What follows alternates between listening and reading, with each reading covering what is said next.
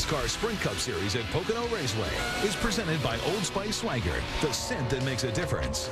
And in part by Men's Rogaine Foam. Use it or lose it. Wow, how quickly the complexion of a race can change here. Caution for the 8th time. As the caution comes out, the 42 is on pit road, Juan Pablo Montoya. And they came in and made that stop as soon as their fuel windows opened. And what a great call by Brian Patty. Jamie. And here's Brian Patty, now the man who's getting the credit, big time credit by Andy Petrie for that call. Now that you guys got up there track position, do you have a car good enough to win this race? Big picture. Yeah, we can win this race. Car was really strong in there in the first, 50 or so laps there, and kind of got messed up there. Green flag pit stop, but we made it up. Doesn't matter where you're running lap 100. It's all about 200 here. So he's done a really good job, just conserving. But we still got 6 more races to chase, and got to bring it home. But I think with the gas and all the stuff we have, we got tires. We'll go for the win. Great call by a crew chief who's in his very first year of being a full-time Cup crew chief, guys. Now, after that, when the leaders came on the pit road, more strategy invoked in terms of gas only, fuel only for several cars, including Tony Stewart, who gained 17 position. Yeah, look at that. You see those top three took just fuel, and then these next ones just took 2 tires. Denny Hamlin, though, the big loser, lost 4 spots, taking those 4 tires and back to 10th spot, coming off of pit road. Now, that's not where he's going to restart. He's going to restart at 14th. And Kurt Busch also lost 4 spots.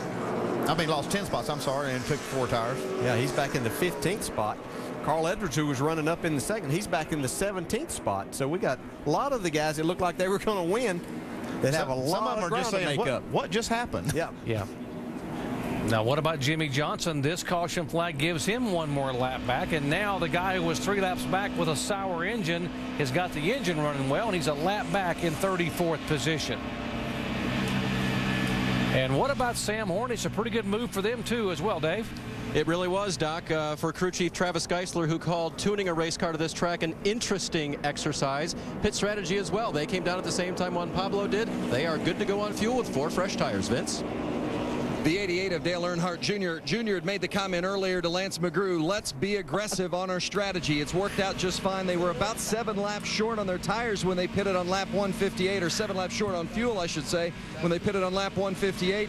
This yellow fell perfectly for them. Came in, didn't take tires, just took fuel. That's why they picked up 13 spots. So as we get ready to come to green, Dale Jr. has tires that about 10 or 11 laps old, but he's got enough fuel to get to the end, and he's sitting in 5th. Another nice run for the 88 today. Wow, they can make it, should make it all the way on fuel. We haven't mentioned who the leaders are yet, and that is the 33 car of Clint Boyer and Scott Speed. They are first and second there on the front row with Hornish and Montoya behind them. Uh-oh, 20 car's got a flat tire, making a pit stop. We go green. Folks, hold on. We are far from over. 31 laps to go here at Pocono. And Montoya now trying to get that outside position. And we don't have a commercial to go. Just solid NASCAR Sprint Cup racing. You can see damage on the right side of Clint Boyer's car from earlier in the race. They've got it fixed, but he's out front now. Probably feeling pretty good. Junior 3 wide there. He made it 3 wide, and then now it's like Casey Kane's trying to pass him on the inside. 3 wide. There's 3 wide. Rudeman in the middle there on the outside of Kenseth. Like 3 wide, 3 deep, 4 deep. Still 3 wide with Hamlin in the middle coming off the tunnel. Off the tunnel turn.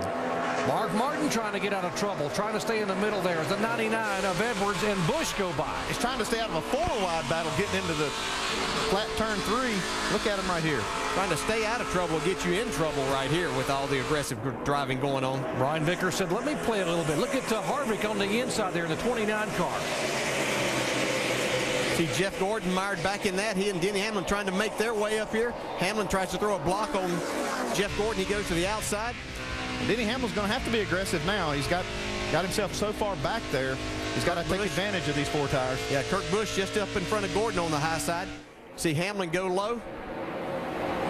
33 cars are on the lead lap. Great action here in the final 30 laps at Pocono. Hamlin will move up in line there. There's Gordon following him. Whoa, yeah, he tried to move in a little too soon there. He cut that just a little bit short, and that's going to cost him here. Here comes Kyle Busch.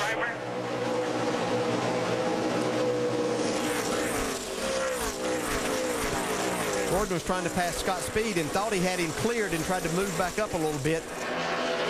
Here comes Montoya inside of Hornish. These are the two gamblers that were on pit road when the caution came out.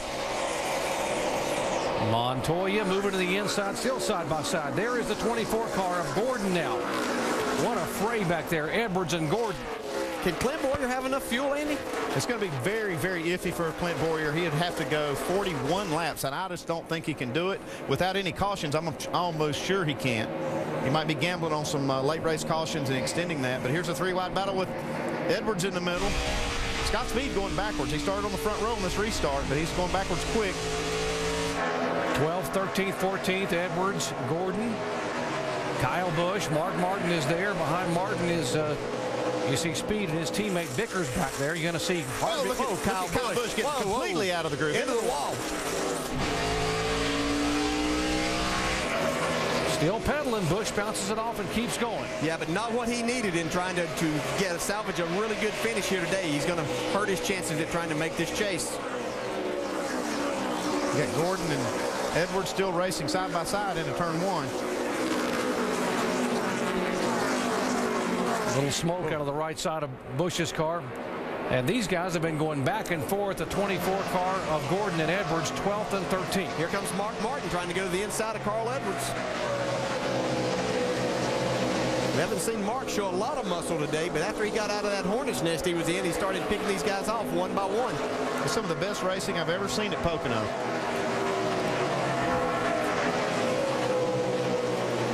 Up front, the 33 car, Clint Boyer. And the big question with him is not that he's got speed. Does he have enough fuel to make it all the way? He pitted on lap 159.